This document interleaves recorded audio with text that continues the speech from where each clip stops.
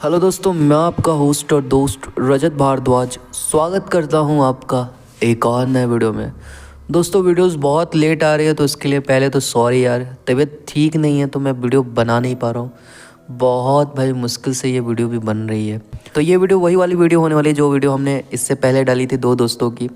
ये इसका पार्ट 2 है। तो जिसने नहीं देखी पहले देख ले। हमारे चैनल में जो लेटेस्ट वीडियो है वही है, उसको पहले देख लें आप, उसके बाद ही पार्ट 2 देखें, वरना आपको कुछ भी समझ नहीं आएगा। तो पहले चैनल का इंट्रो, फिर आते वीडियो पर। बने रहिएगा, बहुत मज़ा आएगा।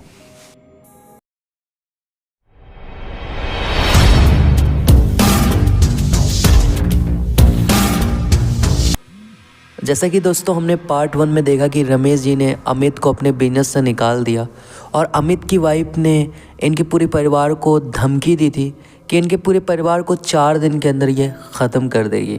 कहा जाता है कि अमित की जो वाइफ है वो ब्लैक मैजिक करती है और इसका असर ना दिखने भी लगा था। जो रमेश जी, उनकी फैक्ट्री में आग लग गई, उनका एक बेटा है उसकी भी छत से गिर के मौत हो गई। तो पूरे घर में अब मातम का माहौल है, कुछ भी अच्छा नहीं जा रहा है। तो कहानी को स्टार्ट करते हैं। ये लोग दोनों है ना शाम में बैठे हुए हैं अपने आंगन में, क्योंकि सब कुछ ख़त्म हो गया यार। एक अच्छी सी फैक्ट्री थी वो भी चली गई, इनका इकलौता बेटा उसकी भी डेथ हो गई। तो ये दोनों बात कर रहे हैं कि यार 4-5 दिन पहले सब कुछ कितना अच्छा था, फैक्ट्रीज थी, हम बहुत खुश थे, हमें इतना बड़ा ऑर्डर मिला था, हमारा बेटा भी हमारे साथ था, सब कुछ बहुत अच्छा चल रहा था। फिर अचानक से पता नहीं क्या हुआ कि सब कुछ ख़त्म हो गया। अब तो जीने का भी मन नहीं करता। ये दोनों बातें ही कर रहे थे ना, अचानक से ऐसा लगा कि इनके जो पीछे गार्डन है वहाँ पे कोई है। कुछ चीज़ें गिरने की और ठोकने की आवाज़ आ रही थी, मानो जैसे कोई दीवार में कील ठोक रहा हो, इस तरह की आवाज़ आ रही थी। इनको लगा कोई चोरी करने तो नहीं आ गया, क्योंकि पहले ही वक्त बहुत ख़राब चल रहा है। कहीं गांव में भी कोई चोरी करने आ जाए, जो बचा खुचा सामान है वो भी चोरी ना हो जाए। तो ये लोग ना दौड़ के पीछे तरफ जाते हैं। तो जैसे ये लोग गार्डन पहुंचते हैं ना, ऐसा लगता है कि कोई औरत भागी हो। औरत की परछाई इनको देखती है जो भाग रही है। अब पीछे गार्डन तरफ लाइट वाइट तो है नहीं, पूरा अंधेरा है। बस ऐसा लगा कि कोई भागा और वो कोई औरत थी, क्योंकि उसके पायल की आवाज़, क्योंकि उसके भागने में ना पायल की आवाज़ सुनाई दी। तो ये लोग ने जब इधर उधर देखा कि वही सामान तो चोरी नहीं हुआ ना, तो इन्हें देखा कि सामने एक हथौड़ा रखा हुआ है और इनके बगल दीवार में कुछ कीलें ठोकी हुई है। इनको कुछ भी समझ नहीं आया कि यार ये कील किसने ठोकी। लेकिन इनकी जो वाइफ है ना, वो समझ गई कि ये कील क्यों ठोकी गई है और ये औरत कौन थी जो अभी भागी है। वो अपने पति को कहती है कि कोई चोरी करने नहीं आया था, ये अमित की वाइफ थी जो हमारे घर में काला जादू करने आई थी और ये कील उसी ने ठोकी है। मैं दावे से कह सकती हूँ उसने मारन क्रिया का इस्तेमाल किया है, क्योंकि मारन क्रिया में ना यही चीज़ें होती है। वहाँ पे पूरे घर को सबसे पहले घेर दिया जाता है। घेरा क्यों जाता है नहीं, क्योंकि हर घर का अपना एक देवता होता है, कुल देवता। आपने सुना होगा आपका एक कुल देवता है। कुल देवता उस कुल के जितने भी लोग हैं ना, सबकी रक्षा करता है। तो ये लोग क्या करते हैं ना, जो इस क्रिया का इस्तेमाल करते हैं, जो तंत्र का इस्तेमाल करते हैं, वो सबसे पहले उस घर को बांध देते हैं कि वहाँ पे जो कुल देवता है ना उसकी नज़र ना जाए और कुल देवता उस घर में प्रवेश ना कर सके। अगर उस घर में कुछ भी होगा तो उसे कुल देवता को बिल्कुल नहीं पता चलेगा, और अगर कुछ भी उस घर में होगा तो कुल देवता को पता ना चले। ऐसे अगर कुछ भी होता ना तो कुल देवता को पता चल जाता है। हम लोगों की रक्षा कुल देवता ही करते हैं, इसलिए कहा जाता है अपने कुल देवता की पूजा जरूर करो। लेकिन ये लोग ना जो बड़े तांत्रिक होते हैं वो ऐसा कुछ कर देंगे, कुल देवता आपसे नाराज़ हो जाएंगे, वो एकदम आपसे नाराज़ हो जाएंगे, वो आपकी मदद ही नहीं करेंगे और फिर ये आपको ख़त्म कर देते हैं। ये अपनी माँ को फ़ोन करती है और सारी बातें बताती है। उसकी माँ कहती है कि ये बहुत रिक्सी मैटर है, पास में कोई पंडित है, कोई साधु है, उससे बात करो, क्योंकि तुम लोग बहुत बड़ी मुसीबत में फंस चुके हो। और जैसा वो कर रही है ना, मुझे तो लगता है वो 4 दिन के अंदर क्या 3 दिन में ही तुम सबको ख़त्म कर देगी, क्योंकि उसका असर दिख रहा था। अब रमेश जी को भी यकीन हो रहा है कि उसकी वाइफ सही कह रही है। अमित की जो वाइफ है वो कोई आम औरत नहीं है, वो सच में चुड़ैल है, वो काला जादू करती है। तो ये लोग पास में ना एक मंदिर था, वहाँ जाते हैं, वहाँ के पुजारी को ये सब बताते हैं। तो वो कहते हैं कि बेटा मैं तो ये सब चीज़ें नहीं करता, मैं तो एक आम पुजारी हूँ, पूजा पाठ करता हूँ, और ये जो काम करते हैं ये अलग काम है। मैं लेकिन तुम्हें ऐसे शख्स के पास लेके जा सकता हूँ जो ये सब चीज़ें करता हो, जो झाड़ा लगाता हो, जो तंत्र काटता हो। अगर तुम कहो तो मैं तुम्हें वहाँ ले जाऊँगा। तो ये लोग ने बोला कि आप हमें जल्दी ले जाइए, क्योंकि हमारे पास वक्त नहीं है, क्योंकि वक्त बहुत कम है। 1.5 दिन हो चुका है, अब इनके पास बहुत कम वक्त है, इन्हें जल्दी कुछ ना कुछ करना होगा, वरना अमित की वाइफ अपना खेल कर देगी। तो वो जो पुजारी था ना, इन सबको अपने गुरु के पास लेके जाता है, उनको ये सारी बातें बताता है। तो गुरु कहते हैं कि चलो मैं तुम्हारे घर जाके देखता हूँ कि किस तरह से बांधा है तुम्हारे घर को। अगर तुम्हारे घर में छोटी मोटी चीज़ होगी तो मैं अभी ठीक कर दूंगा, वरना फिर देखते हैं वहाँ जाके कि क्या चीज़ें हैं।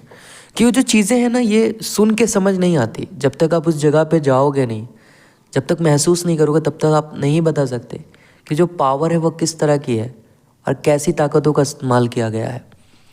तो जो पंडित जी के गुरु जी थे वो आते हैं, वो जब घर में घुसने की कोशिश करते ना, वो घुस ही नहीं पा रहे, मानो जैसे किसी ने पूरी तरह से घर को बांध दिया है। वो कहते हैं कि तुम्हारे घर में तो बहुत बड़ी ताकत आ गई है, और तुम्हारे घर को ऐसे मंत्रों से बांधा गया है ना कि कोई भी दैवी शक्ति, कोई भी अच्छी ताकत तुम्हारे घर पे नहीं आ सकती। और तुम्हारे जो कुल देवता है वो भी तुमसे नाराज़ हो गए हैं। ये लोग ने ऐसा तंत्र किया है कि तुम्हारे कुल देवता की नज़र तुमसे हट चुकी है। सबसे पहले तुम्हें अपने कुल देवता को खुश करना पड़ेगा, वहाँ पे जाओ, पूजा कराओ, अपने कुल देवता को खुश करो, वही अब तुम्हें सही मार्ग दिखाएंगे। क्योंकि ये जो ताकत है इसका सामना मैं भी नहीं कर सकता। अगर मैं कुछ कोशिश करूँगा तो उल्टा भारी पड़ जाएगा तुम लोगों पे, और शायद तुम लोग की जान जा भी सकती है। तो सबसे पहले ना ये लोग अपने कुल देवता के पास गए। इनके कुल देवता हिमाचल के पहाड़ों में थे, तो ये लोग वहाँ गए। इनके यहाँ ना बलि का कोई रिवाज नहीं है, बहुत पहले ही ख़त्म कर दिया। यहाँ पे फलों की बलि चढ़ती है, बहुत जगह में आपने देखा हो फलों की बलि चढ़ती है। तो यहाँ पे इसमें एक रीति रिवाज है कि जिस फल की बलि चढ़ेगी उसे देवता के सर पे रखा जाएगा, और अगर वो फल गिर गया तो मान लो कि जो देवता है उन्होंने आपका जो भेंट है वो ले लिया खुशी खुशी, और वो आपसे खुश हैं। लेकिन अगर वो फल नहीं गिरेगा तो उस दिन बलि नहीं होगी। बलि नहीं होगी मतलब देवता आपसे किसी तरह से नाखुश हैं, आपने कुछ ऐसी गलती की है जिसके चलते देवता आपसे नाखुश हैं। तो ये लोग भी फल चढ़ा रहे थे, लेकिन जो देवता है ना वो फल को मतलब वो फल को ले ही नहीं रहे हैं, वो एक तरह से फल को गिरा ही नहीं रहे हैं। बहुत देर हुआ, बहुत देर हुआ, हो ही नहीं रहा, हो ही नहीं रहा, हो ही नहीं रहा। तो जो पुजारी थे ना उन्होंने कहा कि जो देवता है वो आपसे नाराज़ हो गए हैं, किसी तरह से आपने कुछ ना कुछ ऐसा भूल किया है जिसके चलते देवता आपसे नाराज़ हो गए। एक काम करिए, आप लोग हाथ जोड़ के देवता के सामने प्रार्थना करिए और माफ़ी मांगिए। तो ये लोग हाथ जोड़ा, प्रार्थना की, माफ़ी मांगी, फिर कुछ चीज़ें थी वो करनी पड़ी इनको। उसके बाद देवता इनसे खुश हुए। उसके बाद जो प्रसाद, जो फल चढ़ाया था वो गिरा और उस फल की बलि चढ़ी। जैसे बलि चढ़ी ना भाई, तो एक चमत्कार हो गया।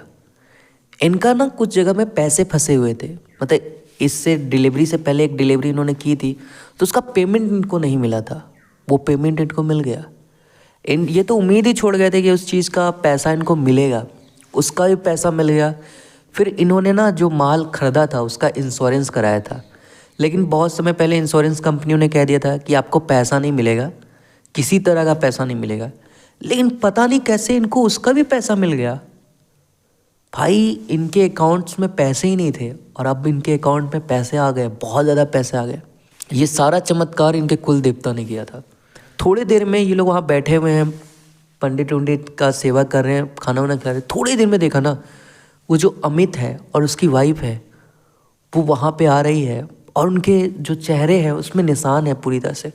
वो हाथ जोड़ते हुए घुटने के बल आ रही है और माफ़ी मांग रही है, वहाँ के जो देवता है उनसे माफ़ी मांग रही है। लड़खड़ाते जैसे वो लोग ने रमेश जी और उनकी वाइफ को देखा ना, वो दोनों उनके पैरों में गिर गई, कहा कि मुझे माफ़ कर दो, मुझे माफ़ कर दो, बस मुझे माफ़ कर दो, मुझे बचा लो, मुझे बचा लो, वरना देवता मुझे मार देंगे, मुझे मार देंगे, मुझे माफ़ कर दो, हमसे बहुत बड़ी गलती हो गई। इनको कुछ भी समझ नहीं आ रहा है। इन्होंने कुछ भी नहीं किया, इनके जो पंडित थे उन्होंने भी कुछ नहीं किया। उन्होंने बस इतना कहा था कि सबसे पहले तुम लोग जाओ अपने कुल देवता के पास। ये लोग ने कुल देवता के पास गए, कुल देवता से माफ़ी मांगी, कुल देवता को बलि चढ़ाई और सब कुछ हो गया, सारा काम हो गया। वो जो इनको धमकियां दे रहे थे वो इनके पास आके इनके पैर के नीचे सर झुका रहे थे, इनसे भीख मांग रहे थे कि हमें माफ़ कर दो। इनकी वाइफ ने कहा कि मैं तुम्हें कैसे माफ़ कर दूँ, तुमने मेरे बेटे को मार दिया, मैं तुम्हें माफ़ नहीं करूँगी। और जैसे ही इन्होंने कहा कि मैं तुम्हें माफ़ नहीं करूँगी, जो अमित की वाइफ है ना, वो चीखने लगी। वो कह रही मेरा कोई गला दबा रहा है, मेरा कोई गला दबा रहा है। वो चीखे जा रही है, तड़फ रही है। और सच में उसके जो चेहरा था ना, उसमें पसीना आ गया था, पूरी तरह से पसीना। उसका चेहरा लाल हो गया था, मानो किसी ने कस के गला दबा दिया हो। ये सब देख रहे थे और कुछ सेकंड्स में ही उसने दम तोड़ दिया, ख़त्म हो गई वो। और सब ने देखा वो जैसे मरी ना, उसका जो शरीर था ना वो पूरी तरह से गल गया, बदबू मारने लगे, एकदम अजीब सा सड़ा सा शरीर। मतलब जैसा कि किसी शरीर को 10 से 12 दिन रख दिया जाता है ना, उसके बाद जैसी स्थिति होती है वैसी स्थिति उसके शरीर की हो गई थी। तो वो जो पंडित लोग थे ना, वो समझ गए ये कोई आम औरत नहीं थी, ये चुड़ैल थी जिसने इसके शरीर में वास कर लिया था, और वही ये सब काली विद्या का सहारा ले रही थी। इसके बाद जो अमित है वो पैर पकड़ता है, माफ़ी मांगता है। तो ये लोग बोलते हैं कि हम तो तुम्हें कुछ नहीं करेंगे, हमारे कुल देवता अगर तुम्हें माफ़ कर देंगे तो हम भी माफ़ कर देंगे, कुल देवता से माफ़ी मांगो। तो ये आता है, कुल देवता से माफ़ी मांगता है, बहुत गिड़गिड़ाता है। तो जाके कुल देवता भी उसे माफ़ करते हैं। फिर जितना इसने पैसा लिया था ना, जितना पैसा मारा था, सारा पैसा लौटा देता है। बस यहाँ पे एक दुख की बात है कि इनका जो बेटा गया ना वो वापस नहीं आ पाया। बाकी सब कुछ नॉर्मल हो गया, फिर से इन्होंने बिज़नेस स्टार्ट किया। अब इसका बिज़नेस और अच्छा चलने लग गया, बहुत अच्छा चलने लग गया। ये हर साल कुल देवता के पास जाते हैं, बोलते हैं कि अब हम हर साल कुल देवता के पास जाते हैं और हमारा जो बिज़नेस है वो विदेश में भी जा रहा है, अब बहुत फ़ायदा हो रहा है हमें। तो यही कहा जाता है कि अगर आप अपने कुल देवता के को खुश रखोगे ना, तो ये जो चीज़ें हैं ना, ये कोई भी जादू, कोई भी टोना आपके ऊपर असर नहीं करेगा। आज के टाइम पे क्या हुआ, हम अपने कुल देवता से कट चुके हैं, इसलिए ये जो चीज़ें हैं ये हम पे उतना असर कर रही है। तो दोस्तों बताओ आपके कुल देवता क्या है, कमेंट करके बताना। आप कहाँ से ये भी कमेंट करके बताना। और अगर ये वीडियो अच्छी लगी तो लाइक करो, चैनल पर नया तो सब्सक्राइब करो। दोस्तों चैनल का रीच पूरी तरह से डाउन हो चुका है और मैं इतनी मेहनत कर रहा हूँ, तबीयत ख़राब पे मैं वीडियो बना रहा हूँ सिर्फ आप लोगों के लिए, तो थोड़ा तो प्यार बनता है दोस्तों। तो फिर मिलते हैं दोस्तों ऐसे इंटरेस्टिंग वीडियो के साथ, अभी के लिए बस इतना ही दोस्तों।